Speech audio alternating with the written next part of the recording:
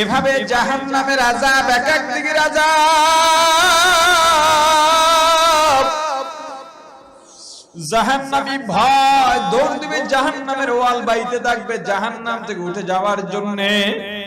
বাইতে বাইতে ৭০,০০০ বছর ভাই, আর মাত্র এক হাত বাকি আছে। জাহান্নামের মনে একটু আনন্দের উদ্রেক হবে, এই তো পার হয়ে গেলাম। কিন্তু শেষ হাত যখন দেবে আবার পিছলাইয়া জাহান্নামের তলদেশে পড়ে যাবে। একদল জাহান্নামী পানির পিপাসায় ছটফট করবে আর বলবে আল্লাহ আল্লাহ আল্লাহ। এ দুনিয়াতে যারা আজকে জিকির করো না, আল্লাহকে ডাকো না, আজকে যদি আল্লাহকে একটা ডাক দিতা, আল্লাহ একটা ডাকের জবাবে 10টা মতান্তরে 100টা জবাব দিয়া দিতে। তুমি আল্লাহকে ডাকলা না, অথচ আল্লাহ গভীর রাতে প্রথম আসমানে এসে তোমাকে আমাকে ডাকে আর বলেন বান্দা তোর কি লাগবে বল, বান্দা তোর দুঃখ আছে আমার কাছে বল, তোর অভাব আছে আমার কাছে বল, মানুষ তোকে কষ্ট দেয় আমি আল্লাহর কাছে বল। কিন্তু বান্দা তোমাকে আল্লাহ তাহাজ্জুদে ডেকে পান নাই, ফজর জোহর মাগরিব আসর ইশায় ডেকে পান নাই। আল্লাহ তোমাকে রমজানের সারিতে ডাকছেন পান নাই, জিকিরে ডাকছেন পান নাই, দ্বীনি মজলিসে ডাকছেন পান নাই। কিয়ামতের ময়দানে জাহান্নামে পড়ে তুমিও আল্লাহকে ডাকবা। আল্লাহকে ডাকতে ডাকতে ডাকতে ডাকতে 1000 বছর পরে আল্লাহ একটা জবাব দিবেন, এ বান্দা কেন ডাকো? জাহান্নামী ডাক দিয়া বলবে আল্লাহ পানির পিপাসা সহ্য করতে পারি না। আল্লাহ ফেরেশতাদের ডাক দিয়া বলবেন, ও ফেরেশতারা, জাহান্নামী পানি চায়, ওর জন্য কোন পানি বরাদ্দ আছে? ফেরেশতা বলবে আল্লাহ জাহান্নামীরা জাহান্নামে জ্বলতে জ্বলতে জ্বলতে ওদের গায়ের রক্ত চর্বি গোস্তগুলো যেখান থেকে পুইজের নহর হয়ে গেছে, ওই পুইজ ওদের জন্য পানি। আল্লাহ বলবেন ওই পুইজ আর উত্তপ্ত গরম বানাইয়া ওদেরকে ঢেলে দে, আমাকে যেন আর ডিস্টার্ব না করে, আমি আমার বান্দা নেক বান্দাদের নিয়ে ব্যস্ত আছি। আমার যে বান্দাগুলা দুনিয়ার মধ্যে আমি আল্লাহকে ভুলে না,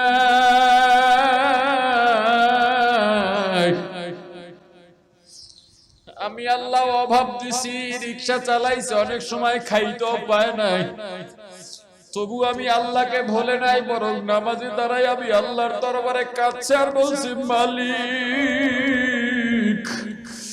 রিকশা চালাই দুঃখ নাই, কুলিগিরি করি দুঃখ নাই, সবজি বিক্রি করি দুঃখ নাই, রাস্তায় শ্রমিকের কাজ করি দুঃখ নাই, তবু তুমি আমাকে জাহান্নামী বানাইয়া নিও না। আমার বান্দা আযান শুনলে আর বসে থাকতে পারে নাই, দৌড়ে মসজিদে চলে গেছে। আমার বান্দা তাহাজ্জুদের সময় ঘুমাইতে পারে নাই, উঠে নামাজ আদায় করে আমি আল্লাহর দরবারে কান্নাকাটি করছি। আমার বান্দা সার্বক্ষণিক তওবা করছে, ভুলে চুকে যদি 2-1টা গুনাহ হয়ে যায় তো আমার বান্দা কান্না থামাইতে পারতো না। আমার বান্দাকে কত হারামের অফার দেওয়া হইছে, আমার বান্দা হারাম খায় নাই, মিথ্যা বলে নাই। আমার বান্দা চাইলে হারাম পথে অট্টালিকা গড়তে পারতো, তাও গড়ে নাই। আমার বান্দা আমার রাসূলের সুন্নাত ছাড়ে নাই, দাড়ি কামায় নাই, ছাটে নাই, মাথার থেকে টুপি ফালায় নাই, জুব্বা ফালায় নাই। আমার বান্দা সব সময় শুধু আমি আল্লাহ আল্লাহ আল্লাহ, আমি আল্লাহকে ছাড়া কিচ্ছু বুঝি নাই। কত মানুষ কত তিরস্কার করছে, গালি পর্যন্ত দিছে, কোন কিছুই আমার পথ থেকে আমার বান্দাকে হটাইতে পারে না। ওই বান্দাদের নিয়ে আমি ব্যস্ত আছি, ওদেরকে পানির ব্যবস্থা করো।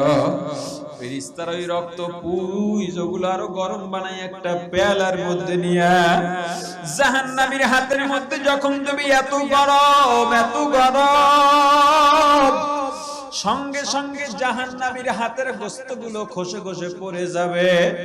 জাহান্নামী এরপর থামবে না, পেয়ালাটাও ফালাইয়া দেবে না, মনে করবে এটা পান করলেই বুঝি পানির পিপাসাটা চলে যাবে। এটা মনে করে এই গরম পেয়ালা পুরুষও যখন মুখের কাছে আনবে, মুখে দেওয়ার আগে চেহারার গোশতগুলো খসে খসে পেয়ালার মধ্যে পড়ে যাবে। কেমনে সহ্য করবি রে গুনাহগার?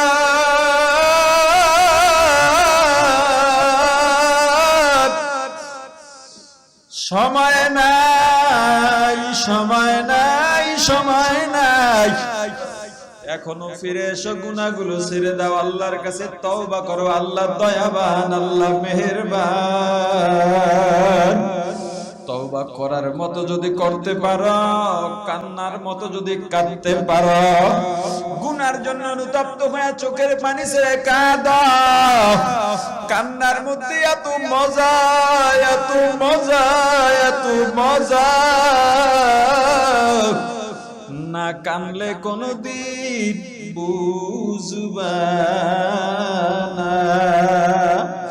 পাগল হয়ে গেল, পাগল হয়ে গেল। একবার যদি বুঝতা দুনিয়ার টাকা পয়সা কোনো কাজে লাগে না, টাকা পয়সার কোনো দাম নাই, কোটি টাকার মালিকে দেখো, অভাব হয় না দূর। কোটি টাকার মালিকে দেখো, অভাব হয় না দূর। গরিবে ঘুমায় গাছতলাতে, মনটা বাহাদুর।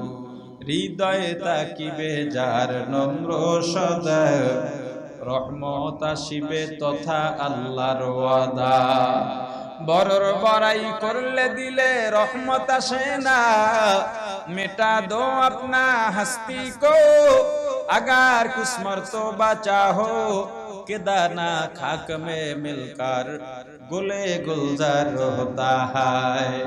বড়র বড়াই করলে দিলে রহমত আসে না, উঁচু জায়গার পানি যেমন নিচু দিকে যায়, তেমনি আল্লাহর রহমত আসে নম্র হৃদয়। ফেরাউনের লাশটা দেখো মিশর জাদু ঘরে, খায় না কোনো পোকা মাকড়, সবাই ঘৃণা করে।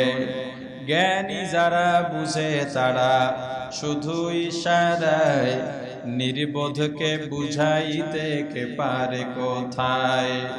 তরকারির মতো তরকারি হলে অল্প জালে সেজে, বুদ্ধিমান মানুষ হলে ইশারাতেই বোঝে। দুনিয়ার টাকা পয়সা দিয়া লাভ নাই, কলবকে সাফ বানাও, কলবকে শুদ্ধ বানাও। গুনাহ করতে করতে করতে করতে যাদের কলবটা গুনায় গুনায় জর্জরিত হয়ে গেছে, ফিরবা এক গ্লাস পানি হাতের মধ্যে নিয়া, এটার মধ্যে কালো রং দিলে পানিটা কি হয়ে যায়? জোরে বলেন। এখন এই পানিটা আপনি কিভাবে সাদা বানাবেন? এক জগ পানি নেন, স্বচ্ছ পানি, গ্লাসের মধ্যে ঢালতে থাকেন, ঢালতে থাকেন। এক জগ পানি গ্লাসের মধ্যে ধরবে নাকি? কিন্তু ঢালতে থাকলে ওটা বের হয়ে পড়তে থাকবে। একটা সময় দেখবেন পানি ঢালতে ঢালতে গ্লাসের পানি আর কালো নাই, সব স্বচ্ছ হয়ে গেছে। কলবকে যদি সাফ বানাইতে চান, এক নাম্বার শর্ত, আপনারা গুনার মাঝে একটা দেয়াল টেনে দেন, আসমান থেকে জমিন পর্যন্ত দেয়াল টেনে দেন, গুনার সঙ্গে আপনারা সাক্ষাৎ হতে পারবে না। এই কলব নামক গ্লাসের মধ্যে গুনার রং ঢুকে আছে। এবার নেকের রং ঢালতে থাকেন, নেকের রং ঢালতে থাকেন, আর আল্লাহর দরবারে তওবা করতে থাকেন। তওবা করতে করতে নেকের রং ঢালতে ঢালতে একটা সময় কলবটা আবার সাফ হইয়া আহলুল্লাহ হয়ে যাবে। মুসলমান ইমানদার, কিয়ামতের ময়দানে কেউ কাজে আসবে না, আসবে শুদ্ধ কলব। এই কলবটাকে আপনি শুদ্ধ বানাবার জন্য বেশি বেশি আল্লাহর জিকির লাগবে। কি লাগবে? জোরে বলেন। জিকির শুধু উজানিওয়ালাদের, জিকির শুধু চরমনাইওয়ালাদের, জিকির শুধু আহমদ শফির, জিকির শুধু শায়েখে যাত্রাবাড়ির। জিকির প্রত্যেকটা মুমিনের জন্য অপরিহার্য একটা আমল। মুসলমান ইমানদার আল্লাহ ঘোষণা দিয়েছেন, আল্লাযীনা ইয়াযকুরুনাল্লাহ,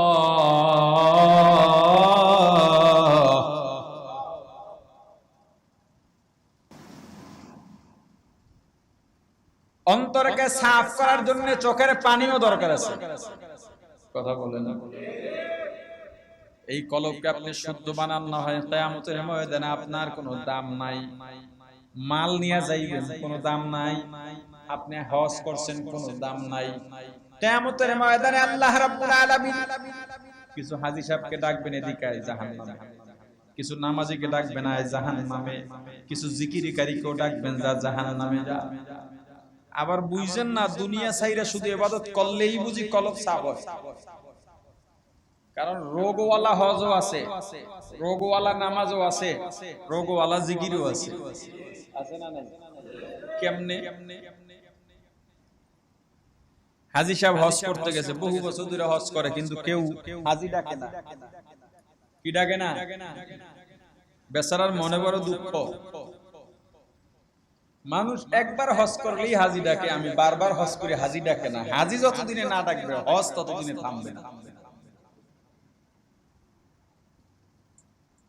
তো একবার হজ করতে গিয়ে হাঁটতেছে আর আল্লাহর কাছে বলতেছে, আল্লাহ বয়স তো শেষ, জীবনে আসতে পারবো কিনা, এইবার অন্তত আমার হাজী ডাকটা আমার কপালে একটু লেখা দাও। এই চিন্তা করতেছে আর হাঁটতেছে। হঠাৎ করে রাস্তার মধ্যে মনে করেন কোনো কিছুতে পায়খানা করে রাখছিল, ওটার উপরে পা পুইরা পিছলে পুইরা গেছে। এরপরে মানুষের মাঝে এটা নাম হয়ে গেছে। তো একই নামে তো অনেক মানুষ থাকে, তো ওই নাম জিগাইলে কয় কোন অমুক, বইয়ের মধ্যে যে পড়ে গেছিল অমুকে। এরপরে এইভাবে ডাকতে ডাকতে তার নাম হয়ে গেল গুইয়া হাজী। কি হাজী? গুইয়া হাজী খুব খুশি। একজন শুভাকাঙ্ক্ষী বলে, হাজী সাহেব আপনাকে মানুষ গুইয়া হাজী ডাকে, এটা কোনো কথা? ইজ্জতের ব্যাপার। কবে রাখ তোর ইজ্জত, হাজী তো ডাকে। আছে না? হজ করে আসছে, হজ কবুল কবুল হইছে কেমনে বুঝবেন? দাওয়াত দিবেন, এসেই বলে কই আমার তো দাওয়াত দেওয়া হয় নাই। কয় আপনার নাম তো আছে হ্যান্ডবিলের মধ্যে। কয় নাম তো দেখি না। কয় এই যে আপনার নাম। কয় আমার নাম হইলো তো শুরুতে আলহাজ থাকতো। কথা। আবার অনেকে দেখবেন নিজের নামের ক্ষেত্রে কয় হুজুর আমার নামটা লেখেন। কি নাম আপনার? আমার নাম আলহাজ অমুক। কথা কয়। জীবনে নামাজও পড়ে না, ঘটনাক্রমে বিপদে পড়ে একদিন তাহাজ্জুদ করছে। ফজরের পর চার দোকানে গেছে, চোখ জ্বলতেছে, চোখ লাল হয়ে রইছে। চায়ের দোকানদার কয় কি হইছে, ঘুমান নাই? কয় না, ঘুমাইতে পারি নাই। এই সবার কাছে বলা যায় না তো তাহাজ্জুদ পড়ি তো। এটা কি নামাজি না গুইয়া তাহাজ্জুদি? জোরে বলেন। বহু মানুষ কোটি কোটি টাকা দান করে, কেউ জানে না। আর একজনের 10 টাকা দান কইরা 10 লাখ টাকার ভাব লয় আছে না নাই? আবার নিজের নামটা উঠছে কিনা, নিজের নামটা ঠিকভাবে বলছে কিনা, দোয়ার মধ্যে তার নাম লইছে কিনা, এগুলার খোঁজ খবরও রাখে। কথা কয়। এটা কি দানবীর না গুইয়া দানকারী? জোরে কম। নামাজে দাঁড়াইছে, সেজদার দিকে যতবার না তাকায়, নিজের জামার দিকে তাকায় আর টোকা মারে। এটা কি নামাজি না গুইয়া নামাজি? মহিলারা পর্দা করে, বোরকা পরছে। এই বোরকা না পরা আরো ভালো আছিল। কথা বলে না। এটা কি পর্দানশীল নাকি গুইয়া পর্দানশীল? বোরকা পরা তো শর্ত না, শর্ত হচ্ছে তুমি ঢাইকা থাকবা, যা দিয়া পারো ঢাকো, তোমার অঙ্গ প্রত্যঙ্গ পুরুষ বুঝতে পারবে না। এটা হলো পর্দা। সেটাতে বোরকা হতে হবে এমন না, সালাও যদি গাদ দাও তবুও পর্দা হবে। কিন্তু সেটা কেমন হবে? অঙ্গ প্রত্যঙ্গ বোঝা যাবে না। এখন বোরকা দিয়ে আর অঙ্গ প্রত্যঙ্গ প্রদর্শন করে, এটা একটা প্রদর্শনী হয়ে গেছে। মুসলমান ইমানদার, কিয়ামতের ময়দানে আত্মীয় স্বজন কোনো কাজে লাগবে না, শুদ্ধ একটা কলব তোমার কাজে লাগবে। দুনিয়াতে সবচাইতে আপন কে?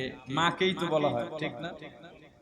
তুমি মনে করছো মা দুনিয়ার সবচাইতে আপন? না না, তুমি আজকে তোমার সঙ্গে বলো তো, তোমার মা বাবার সঙ্গে তোমার পরিচয় কতদিনের? তোমার বয়স যতদিন।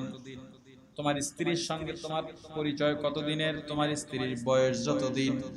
তোমার সন্তানের সঙ্গে তোমার পরিচয় কতদিনের? তোমার সন্তানের বয়স যতদিন। এই 10, 20, 30, 40, 50 বছরের পরিচয় তাদের জন্য পাগল হয়ে গেলা, মাথার ঘাম পায়ে ফেলায়া, পিঠটা রোদে পোড়াইয়া, না খাইয়া না ঘুমাইয়া কত কষ্ট করলা। কিয়ামতের ময়দানে আপনজনের অবস্থা হবে কি তুমি জানোনি? একবারও চিন্তাও করছনি? يوم يفر المرء من أخيه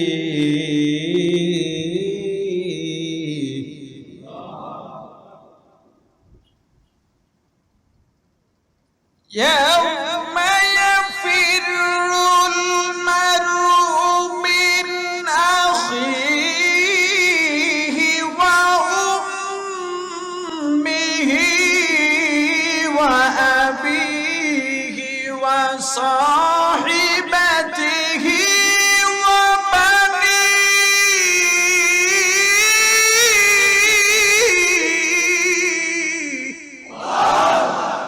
কিয়ামতের ময়দানে মা বাপকে চিনবে না, বাপ মাকে চিনবে না, সন্তান বাবাকে চিনবে না। ইয়াউমা ইয়াফিরু, শুধু ভাগবে সেদিন, পালাবে। সন্তান মা বাবাকে দেখলে পালাবে, মা বাবা সন্তানকে দেখলে পালাবে, ভাই বোনকে, বোন ভাইকে, স্বামী স্ত্রী, স্ত্রী স্বামীকে দেখলে পালাবে, বন্ধু বন্ধুকে দেখলে পালাবে। যদি ঘটনাক্রমে তোমার সঙ্গে তোমার মায়ের দেখা হয়ে যায়, পৃথিবীতে মা আর সন্তানের চাইতে বেশি আপন আর কেউ নাই। ওই মায়ের সঙ্গে ঘটনাক্রমে যদি দেখা হয়ে যায়, চোখের পানি ছেড়ে কাঁদবার, বলবা মা আমার একটা নেকের অভাব আছে, একটা নেক দাও, না হয় আমি জাহান্নামে চলে যাব। মা বলবে আমার তো কোনো সন্তান নাই, তোকে আমি চিনি না। সন্তান বলবে মা কেমনে চিনলা না আমাকে? না রেখে তুমি খাও নাই। ও মা আমি না ঘুমাইলে তুমি ঘুমাও নাই। আমি 1 সপ্তাহ 10 দিন 20 দিনের সফরে বাইরে গেলে তুমি রাত্রে ঘুমাইতা না, দরজা খুলে আমার জন্য অপেক্ষা করতাম। মা আমি অসুস্থ হয়ে গেলে আমার মাথায় পানি দিয়া দিতা। ও মা গভীর রাতে ফিরতাম, দেখতাম স্ত্রী সন্তান ঘুমায়া গেছে, তুমি ঘুমাও নাই। আমাকে খাওয়াইয়া ঘুম পাড়াইয়া তারপরে তুমি ঘুমাইছো রে মা। ও মা ছোট যখন ছিলাম হাঁটতে পারতাম না, চলতে পারতাম না, আমি কান্না করলে তুমি দৌড়ে কোলের মধ্যে নিতা। ও মা শীতের রাত্রে প্রসাব পায়খানা করে বিছানা নষ্ট করে দিতাম। মা আমি রাত্রে চিৎকার দিয়া কাঁদতাম, আমার মা, আমার বাবা, আমার আত্মীয় স্বজন, ভাই বোন বিরক্ত হয়ে যাইতো। মা গো তুমি বিরক্ত হইতা না, বরং আমাকে শুকনায় শোয়াইয়া তারপরে তুমি ভিজার মধ্যে শুইতা। ও মা কেমনে চিনলা না আমি তোমার সেই সন্তান? মা বলবে তোকে আমি চিনি না, আমার কোনো সন্তান নাই। সন্তান বলবে মা আমি অমুকের সন্তান, আমার বাবা অমুক ছিল, তুমি আমার বাবাকে ছাড়া কিছুই বুঝতা না। আমার বাবা যখন গভীর রাতে বাসায় ফিরতো তবেই তুমি তাকে নিয়ে খানা খাইতা। মা জবাব দিয়া বলবে আমার তো বিয়াই হয় না, আমার স্বামী আসবে কোত্থেকে? কার জন্য পাগল হইছ রে আল্লাহর গোলাম? কে আপন কেউ আপন না, মা আপন না, বাবা আপন না, সন্তান সন্ততি আপন না, ভাই বন্ধু আপন না, স্ত্রী আপন না, স্বামীও আপন না। যখন চক্ষু দুইটা চিরতরে বন্ধ হয়ে যাবে, তোমার স্ত্রী তোমার পাশে ঘুমানো, তোমার সন্তানগুলো তোমার পাশে ঘুমানো, পাশের রুমে তোমার মা বাবা ভাই বোন ঘুমানো, এমন একটা সময় আজরাইল যদি তোমার সামনে দাঁড়াইয়া যায়, পালাইতো পারবা না, ফিরাইয়াও দিতে পারবা না। কুল্লু নাফসিন যায়কাতুল মাউত, মরা লাগবে, শুধু দিলের মধ্যে ঢুকায় নাও, এই মুহূর্তেও মারা যাইতে পারি। এই মুহূর্তে আজরাইল এলে আমার যাওয়ার জায়গা নাই, বাঁচারও জায়গা নাই। এ জওয়ানের দল কি মনে করছো আরো বুঝি বাঁচবা, আরো বাঁচবা? না না, তোমার সামনে কত যুবক মারা যায়। গতকালকে আমাদের যাত্রাবাড়ি ফ্লাইওভার দিয়া পল্টন আসতেছি, হঠাৎ ফ্লাইওভারে এত বড় যানজট কেন? সামনে আগাইতে আগাইতে দেখি একটা যুবক মাথাটা ঢাকা, ফ্লাইওভারের রাস্তা রক্ত দিয়া ভরে আছে। মোটর সাইকেল নিয়ে আসছে, ওই যুবকও তো জানতো না মরণর এখানে আছে। ওই যুবকও হয়তো ভাবছিল ও একদিন বুড়া হবে, ওরও অনেক কিছু হবে, কিন্তু সব ধূলিসাৎ হয়ে গেছে। যখন আজরাইল তোমার সামনে আসবে, তোমার আর পালাবার জায়গা নাই, আজরাইল তোমাকে নিয়ে যাবে। যেই বিবির সঙ্গে একই রাত, একই সঙ্গে একই বিছানায় সারাটা জীবন রাত কাটাইলা, যেই সন্তানের জন্য জীবনটা দিয়া দিলা, তোমার বিবি যখন ধাক্কা দিয়া দেখবে তুমি আর নরনা শক্ত হয়ে গেছো, কথা বলো না, একটা চিৎকার দিয়া ওই বিবি তোমার রুম থেকে বের হয়ে যাবে, সন্তানগুলো চিৎকার দিয়া ঘর থেকে বের হয়ে যাবে, একটা মানুষও তোমার পাহারায়ও থাকবে না। কান্নাকাটি করবে ঠিক, তবুও সবাই তাড়াহুড়া করবে কিভাবে তোমাকে ঘর থেকে নামানো যায়। একদল দৌড় দেবে বাঁশ কাটার জন্য, আর একদল দৌড় দেবে কবর খোঁড়ার জন্য, আর একদল দৌড় দেবে মসজিদে খাটিয়া আনার জন্য। ওরে আল্লাহর গোলাম, তোমার আমার মুর্দার কাপড় কোন দোকানে অপেক্ষা করতেছে তুমিও জানো না, আমিও জানি না। কত মানুষ করোনার মধ্যে মারা গেল, দুনিয়ার মধ্যে আল্লাহ কিয়ামত দেখাইয়া দিছে। স্বামীর একটু জ্বর হইছে, স্ত্রী স্বামীকে রাইখা চলে গেছে। বাবার একটু জ্বর, সন্তান বাবাকে হাসপাতালের সামনে ফালাইয়া চলে গেছে। সন্তানের জ্বর, মা বাবা সন্তানকে ঘর থেকে বাইরে ফালাইয়া দিছে। ভাই ভাইকে জিজ্ঞেস করে না। আমরা ইকরামুল উম্মত থেকে করোনায় মৃতদের লাশ দাফন কাফনের ব্যবস্থা করেছি সারা দেশে। আমাদের টিম মেম্বাররা কত কারগুজারি শুনাইছে। রাত 2টা-3টার সময় লাশের স্ত্রী আর সন্তান ভ্যানে করে লাশ নিয়ে এলাকায় ঢুকছে। ভাইয়ের চাইতে বড় আপনার কেউ নাই। যখন নিজের ভাইয়ের লাশ নিয়ে গ্রামের মধ্যে ঢুকতেছে, এলাকার লোকজন নিয়ে লাঠি নিয়ে দাঁড়াইছে, এই লাশ ঢুকতে দেওয়া হবে না। এরপরে যদি শিক্ষা না হয়, আমাদের চাইতে বড় কপাল পোড়া দুনিয়াতে আর কেউ হবে না। ওরে আল্লাহর গোলাম, ওই কবর কিন্তু ভালো জায়গা না, কবর কিন্তু দৈনিক ডাকের বলে, ওরে বনি আদম আমি কবর কিন্তু ভালো জায়গা না, আমি কবর কিন্তু সাপ বিচ্ছুর ঘর, পোকামাকড়ের ঘর, আমি কবর কিন্তু জাহান্নামের আগুনের গাড়া। এ যারা গুনাহ করো ভালো করে শোন, গুনাহ করবা কি করবা না সিদ্ধান্ত তোমার। কলবটা সাপ বানাইবা কি বানাইবা না সিদ্ধান্ত তোমার। প্রত্যেকটা মানুষকে পুলসিরাত পার হওয়া লাগবে, পুলসিরাত জাহান্নামের উপর দিয়া। যাদের কলব সাফ হয় নাই, পুলসিরাত পার হইবা গুনার কারণে কেটে কেটে জাহান্নামের মধ্যে পড়ে যাইবা। ওই জাহান্নাম কত গভীর জানো? যারা পুলসিরাত কেটে কেটে জাহান্নামে পড়বে, তলদেশে যাইতে যাইতে 70,000 বছর পার হয়ে যাবে। জাহান্নামের মধ্যে পড়ে বিভিন্ন বিভিন্ন বিকট ভয়ঙ্কর আওয়াজ শুনতে পাবে, দৃশ্য দেখতে পাবে।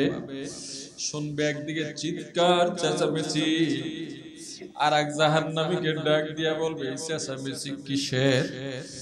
বলবে একদল জাহান্নামীকে জাহান্নামের ফেরেশতারা জাহান্নামের হাতুড়া নিয়ে জোরে জোরে বাড়ি মারতেছে। ওরা জাহান্নামের তলে ঢুকে যায়, কয়েক হাজার গজ নিচে ঢুকে যায়, 100 গজ থেকে কয়েক হাজার গজ, আবার টেনে টেনে উঠায়, আবার আঘাত দেয়। ওদের মাঝে কোনো দয়া নাই, মায়া নাই, মমতা নাই। আর একদিকে চিৎকার চেঁচামেচি শুনবে, বলবে ওদিকে কি? বলবে ওদিকে একদল জাহান্নামীকে জাহান্নামের পানি উত্তপ্ত গরম বানাইয়া মাথার উপর দিয়া ঢালা হচ্ছে। গায়ের চামড়াগুলো, গোশতগুলো হাড্ডির থেকে খসে খসে পড়ে যাচ্ছে। ওই জাহান্নামী এরপর থামবে না, পেয়ালাটা ফালাইয়াও দেবে না। ওই গরম ফৌজগুলো যখন মুখের মধ্যে ডক ডক করে ঢেলে দেবে, গলার থেকে পেটের মধ্যে গিয়া পেটের নাড়ি বুড়ি পচাইয়া গলাইয়া পায়খানার রাস্তা দিয়া বের হয়ে যাবে। পানির পিপাসা তো কমবেই না, বরং আরো কোটি গুণে বেড়ে যাবে। আল্লাহ আমাদের ক্ষমা করেন, আল্লাহ আমাদের অন্তরকে সাফ করে দেন, গুনাহ থেকে পরহেজ করার তৌফিক দিয়া দেন। আল্লাহ যতজন মানুষ এক জায়গায় হইলাম সবাইকে আপনি কবুল করেন। যতটুকু আলোচনা হইল, আলোচনায় যত ভুল সব আপনার পক্ষ থেকে, যত ভালো সব, যত ভুল সব আমার পক্ষ থেকে, যত ভালো আপনার পক্ষ থেকে। আমার ভুলগুলো শুধরাইয়া আপনার ভালোগুলোর উপরে সবাইকে আমল করার তৌফিক দিয়া দেন। সুবহানাল্লাহি ওয়া বিহামদিহি, সুবহানাকাল্লাহুম্মা ওয়া বিহামদিকা আশহাদু আল লা ইলাহা ইল্লা আনতা আস্তাগফিরুকা ওয়া আতুবু ইলাইক।